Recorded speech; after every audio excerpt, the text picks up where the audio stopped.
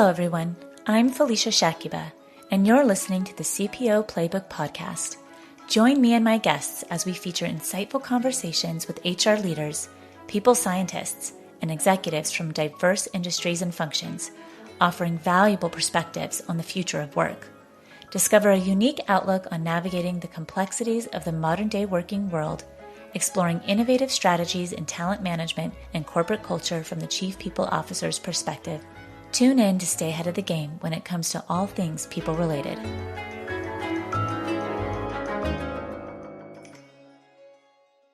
The Chief People Officer, also known as the CPO, is encountering critical challenges in today's fast-paced business landscape, leading to an unprecedented evolution of the role itself. CPOs must navigate a complex array of obstacles that impede their ability to advocate for employees and secure a seat at the table. These challenges stem from three major obstacles in the workforce today. The first is the long-standing perception where many executives still view HR as a supportive function rather than a strategic one. The second is the rapid pace of technological advancement. As technology continues to transform the workplace, CPOs must navigate the impact of automation, AI, and other emerging technologies on the workforce. And lastly, managing the aftermath of the pandemic, such as layoffs and calling people back to the office. CPOs must manage these transitions while maintaining employee engagement and morale. Joining us today is Colleen McCreary. Colleen is a limited partner at the Operator Collective Venture Fund and the former Chief People Officer of Credit Karma.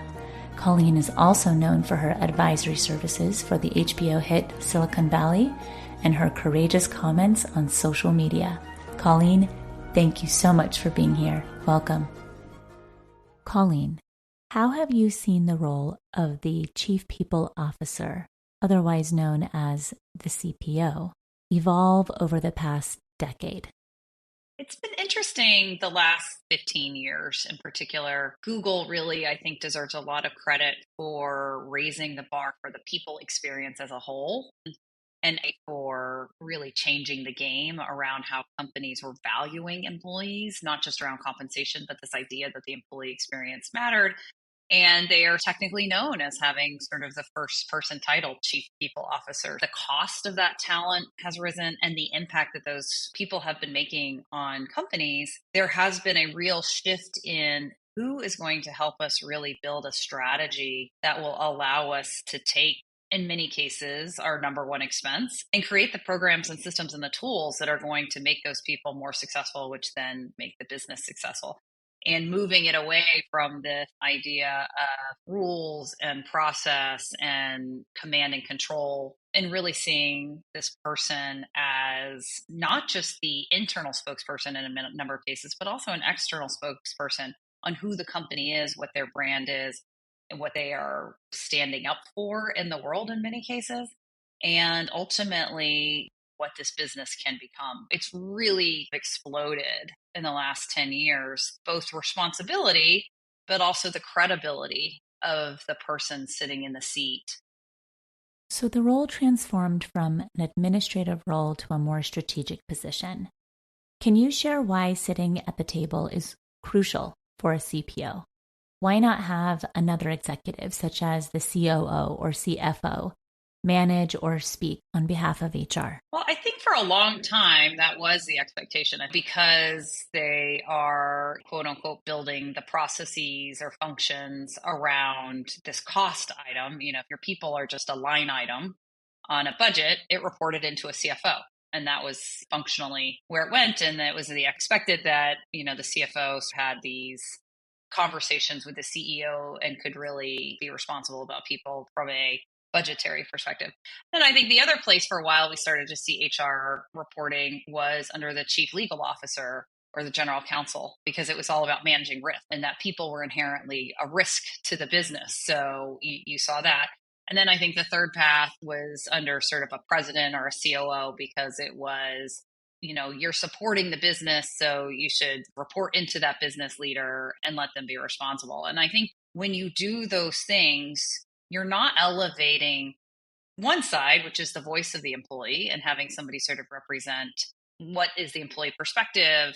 How do we think the employees are going to react? And what's that messaging around that? But then on the other hand is who's holding all of these other leaders accountable for how they treat their employees? And certainly it is a partnership always between the CEO and the CPO. It can't be one without the other. They really need to be simpatico. They got to be working together. But I think when we've tucked the HR leader underneath a country manager, or we've tucked them under a president, or those types of things, it really puts that person in an awkward position to have to try and advocate for the right thing or hold that leader accountable for the behaviors and how they're acting as leaders.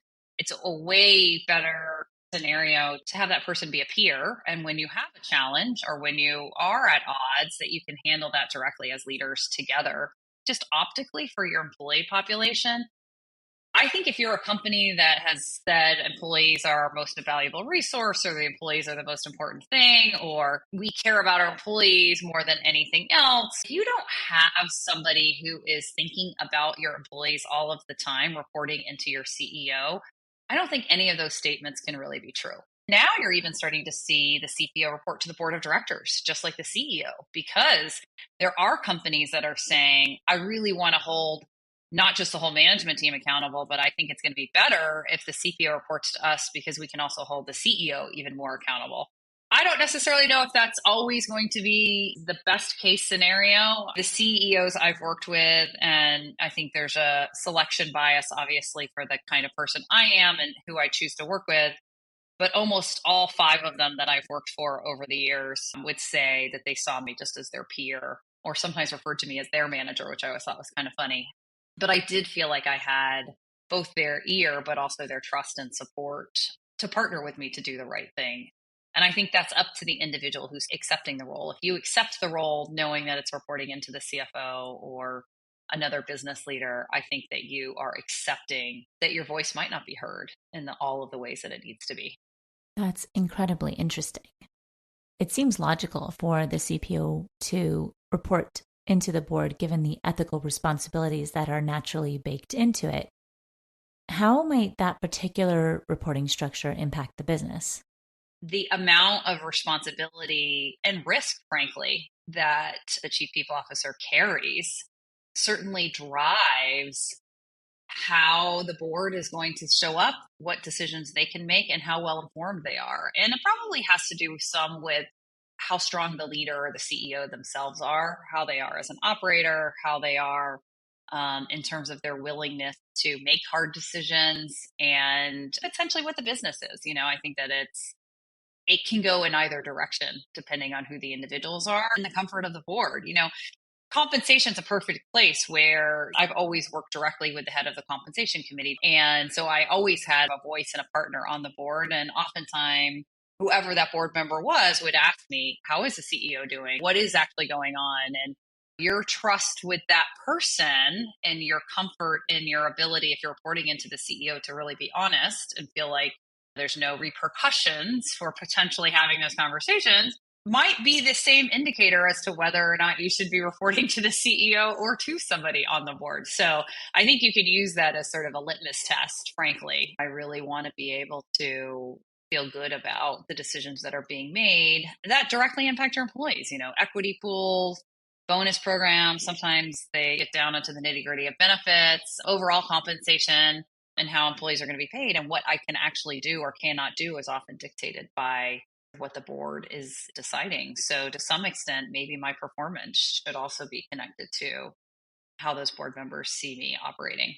Hey friends, Marnie Robbins here, host of Vibe Makers, a podcast now on the Work Defined Network. Look, we all know workplace culture doesn't come from a slide deck. Gross. It comes from people. So on Vibe Makers, I talk to the folks shaping the experience of work from the inside out. The HR and people ops folk, founders, leaders, and misfits building culture through small bets, big beliefs, and a whole lot of trial and error. No fluff. Well, maybe a little fluff, but mainly just candid talk about what happens when you stop duct taping your culture together. Come check us out. Listen to Vibe Makers wherever you get your podcasts. Given how the role is expanding its breadth alongside emerging technologies like AI, what should CPOs consider when aligning people initiatives with these changes? Certainly right now, there's just a ton of chatter around obviously AI in particular and automation in general and what technology can and cannot do. What we've seen is with the emergence of technology, it creates more jobs every single time. We've seen an expansion of our economy as new technologies have come into place. In many cases, the fears are overrun.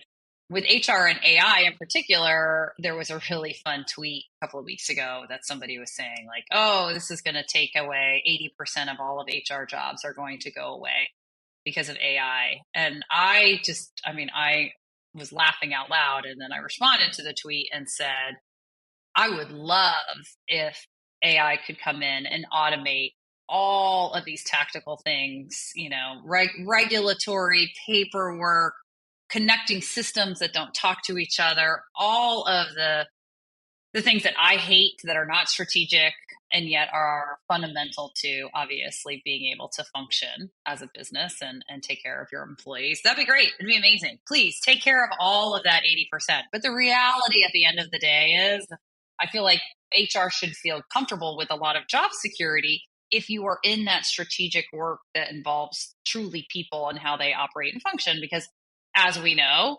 each person on this planet is an individual with a different set of values and morals and behaviors. And unfortunately, I don't think they're going to be learning language models that are going to be able to identify every single human's behavior and the decisions that it's going to make and what's going to happen when they make those decisions. So I think that there's a long runway around the need for people to help navigate relationships in the workplace over time. That being said, I do think being in a position where, especially if you work in a rapidly growing industry, like a technology industry or anything that is trying to push the needle or the lens on something as you're building a product, you want to be able to be a first adopter if you can.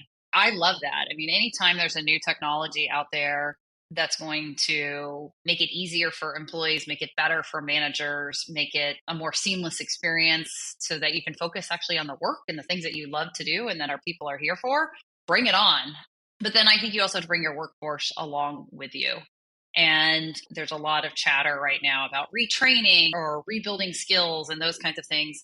And I think that that's sort of a bad framing. I think the correct framing is to say, what are the things that we can do on the job with our employees that will constantly put them in a learning mode, that there's going to constantly be expanding what their roles are and, sort of going back to some of the things that you may have learned in like the Boy Scouts, the Girl Scouts, or the 4-H program or something, which is this idea of learning by doing. That's what you do in these programs growing up in school is learning by doing. And that's what we should be thinking about with our employees is how do we expand their roles? How do we expand their jobs? How do we as leaders create environments where they constantly know that in order to grow themselves and stay relative to the company, they always are going to be learning. It's not just a class that you take, or it's not just a training session that you go to. It's this idea that mentally you're always going to be in this position to be learning. And if you're on a people team, you need to be setting up your programs to support that. And you need to make sure that if you have anti-performance reviews, but if you have some sort of feedback process or tool or something like that, that it's aligning with that same philosophy so that your employees know that they're going to constantly be in learning mode, that managers are expected to be creating that for employees, and that the business itself is dependent on whether or not people can continue to grow and learn and embrace what's coming to them instead of being scared and afraid. That's all mindset work, but that's the hardest thing to change in a company is getting everybody aligned and then focused on the same mindset. I couldn't agree more about that alignment. I think people underestimate how difficult that is, such as how many people to hire, for example. And a piece of that work can be reflected in the glaring layoffs at companies such as Google, Meta, Microsoft, and many others due to the inability to forecast workforce needs past the pandemic. Today, employees are also being called back to the office after some have migrated to other parts of the country. So, how can CPOs effectively manage these transitions of layoffs and returning to the office while maintaining employee engagement and morale? Yeah, this has been a really I would say, sad state of affairs for a number of people teams. And the unfortunate reality is that in many cases, they weren't the decision makers in both deciding to build these workforce plans.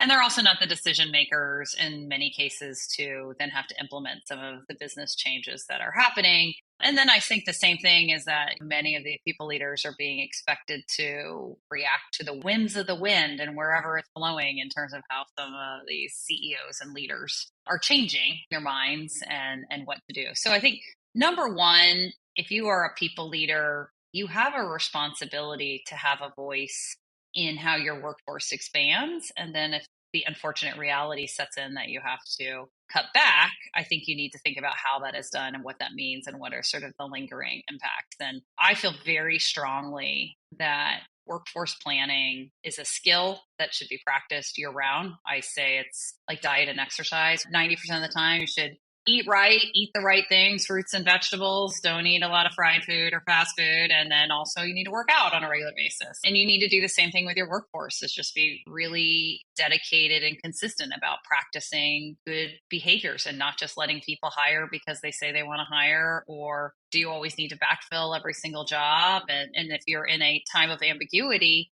maybe you be patient and run a little lean instead of getting a little heavy. And I usually say, a layoff is like a diet drug that you use the week before a vacation. You're trying to get into that bikini or swimsuit season really quickly. And a layoff is the same way, that people are trying to hit some sort of earnings target or profit margin at the last minute instead of being really thoughtful year round. So number one, you got to take ownership of workforce planning. Number two is you have to set the tone for how your management team is going to make decisions and how they get communicated. And so I don't think it's acceptable to just sit back and say, well, this decision's been made and we're just going to do it and move on. I think you need to be thinking through and explaining to your management team, what are the repercussions of doing something like a layoff? What's going to happen to your survivors of that layoff? And how is productivity going to be managed? And then how do we take care of people?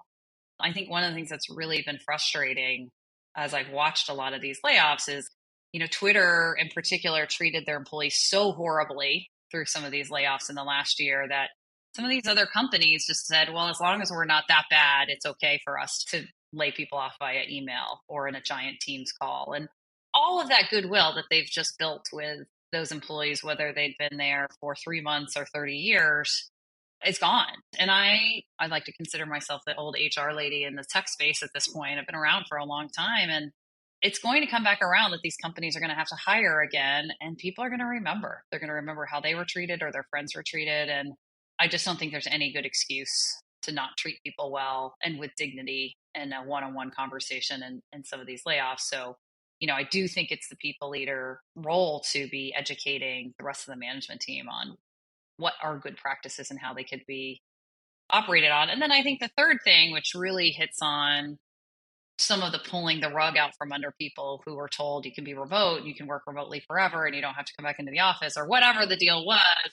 I do think somebody needs to stand up and say, hey, unless this is a strategy, which I do think there are a few companies that are changing their minds because they don't want to do a layoff, but it's their way of getting people to potentially have to quit. But if that's your strategy, that's a whole other conversation as well. But I do think we need to look back at who we are and look ourselves in the mirror and say, is this how we treat our people? And is this the expectation? We're changing our minds on how we're going to operate and work.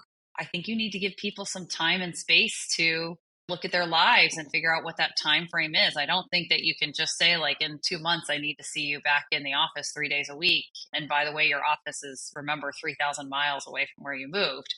That I told you was okay 18 months ago. So if that's the decision as a leadership team you've made, I think there needs to be, probably a 6 to 12 month grace period to let people sort of get their lives settled and come back. Because now all you've done is created chaos for people in their lives, and they're not productive. And so that whole productivity gains that you're saying you're going to get by people coming back to the office have been completely lost. And I do think employers have a right to decide how they want their people to work. I work for a company that from the day we sent people home during the pandemic because of for safety and protection of everybody in society, we said, you're coming back to the office. And we never wavered. We told people the entire time, I know other companies are saying you can be remote. I know that there are other places and you should go work there if that's what you want to do. But we were very consistent on you're coming back to the office. Do not move. Do not relocate. This is not okay for us. And I took a lot of backlash and a lot of heat through all of that.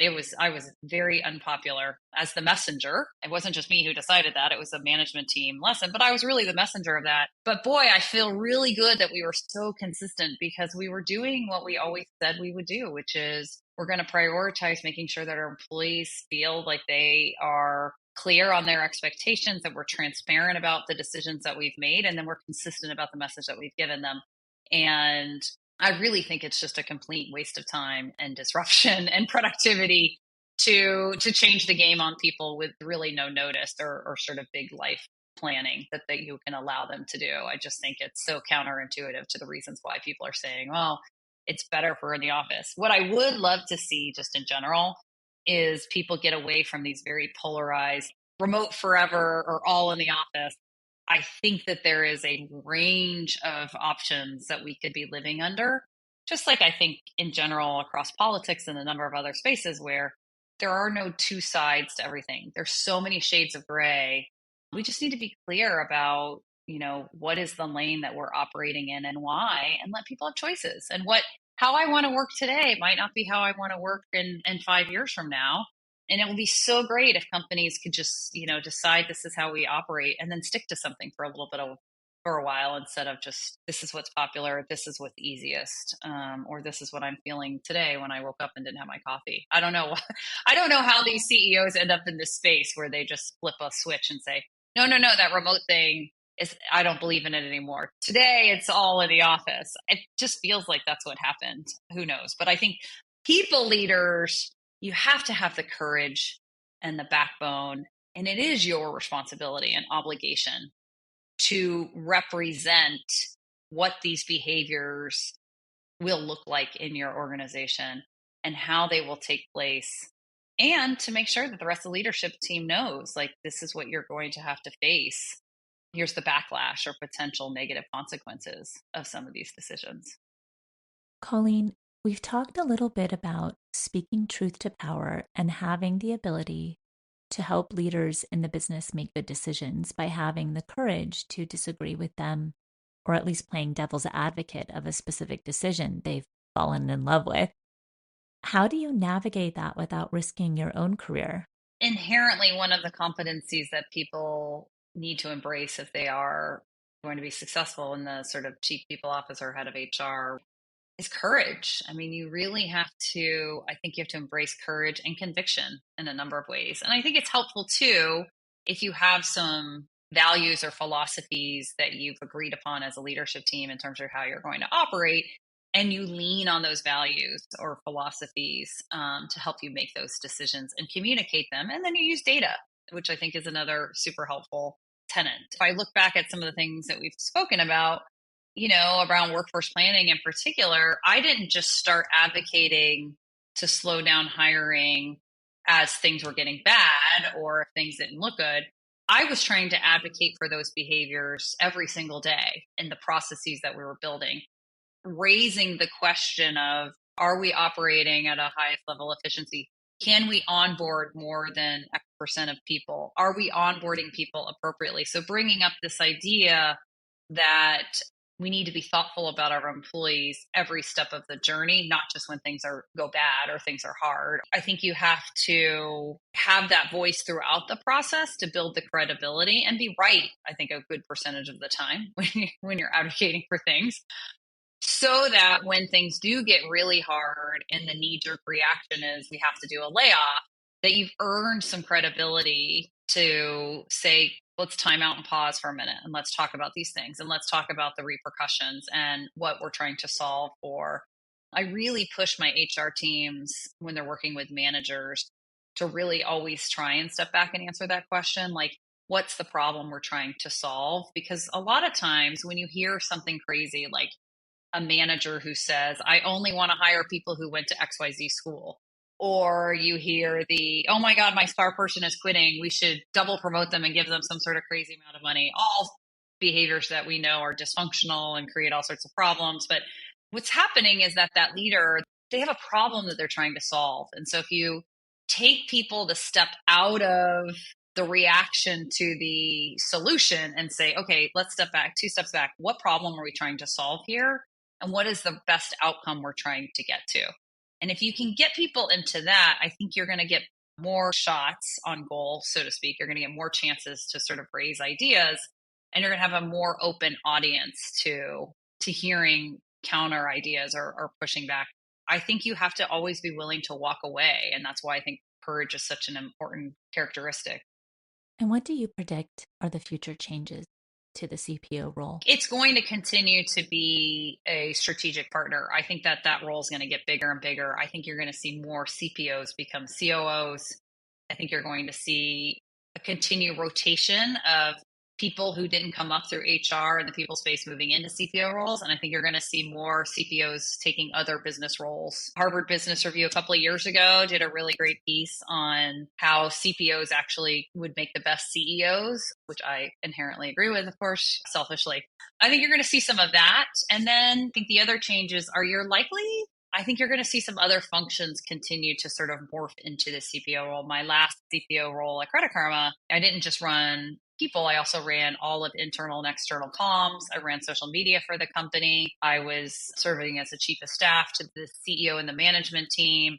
I took over security functions and things like that. So as you really pull back on the employee experience, there are a lot of other things that fit into that. I think there are a lot of functions in IT and the experience that employees have in that area. And so I think that role just gets bigger and bigger, and it's going to require people to continue to be able to lead with both the vulnerability and the courage, but also with understanding the business as the core of what we do and why we do it. And best people leaders are the ones who are able to take everything that the business is trying to move forward from a customer perspective or business metrics opportunity and a revenue perspective, and really tie in your people programs to make sure that those things really are working together and that people buy it.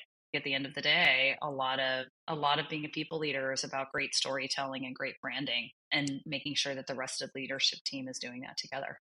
What's important for the executive team to know about this role? Number one is you have to align on what the goals are for the organization and make sure that you're both aligned on those things. And sometimes really good management teams have that. You know what the business goals are, what everybody's working towards, and then frankly what the guide rails are in terms of budget and what you can accomplish and those types of things. That's a great management team. It's a good starting place. Not everybody has those. So if you don't have those, you may have to individually do that with each of your partners as people leader. I think number two is there needs to be a mutual respect for what each other is trying to achieve and what place that you're operating from.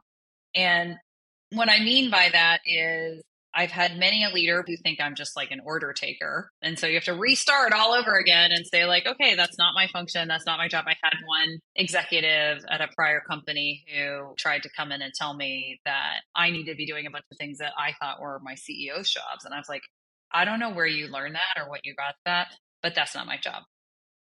So if you have a conversation about compensation that you want to have about your compensation, he is determining that compensation. He is your manager, not me. I can give him some guidance on what the metrics look like and as we operate as leadership team, but I don't just sit here and write down a number and let you have that number. Sorry. But sometimes you have to reframe those conversations and start over with people as to what you're there for. And then I think it's about trust, and can you keep that trust? And I would always be with my peers in particular, I would say like, this is stuff that we can keep just the two of us and we can work on or what have you. This is stuff I'm going to have to bring to our CEO and talk about, because I never wanted someone surprised if our CEO is going to come back to that person. I think you need to set up some operating guidelines on how you're going to work. And then I think my other piece of advice for people leaders and managers and leaders is that I refuse to spend my time on people who don't value it. So if you really don't want my help and you don't want my advice and you don't want my team working with you, that's fine. I'll take my toys elsewhere and play with them, and it will be at your own despair that happens. I mean, we'd still obviously do the things that help employees, but I think if you're really good at your role, you're going to have a lot of demand for your services. It just takes a little while. So you have to be patient. Colleen, this has been wonderful. Thank you so much. That's Colleen McCreary, limited partner at Operator Collective Venture Fund, and former CPO at Credit Karma.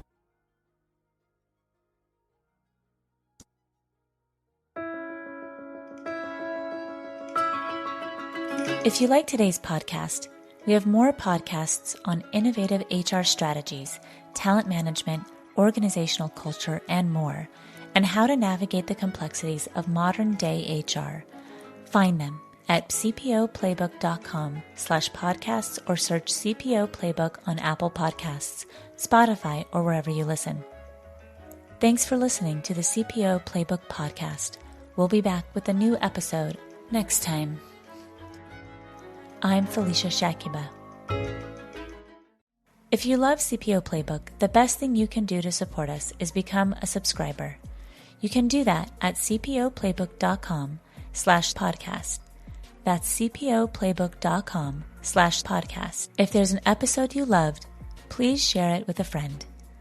And if you have an idea you would like us to talk about or a guest you'd like to nominate, visit cpoplaybook.com/contact us to suggest an idea.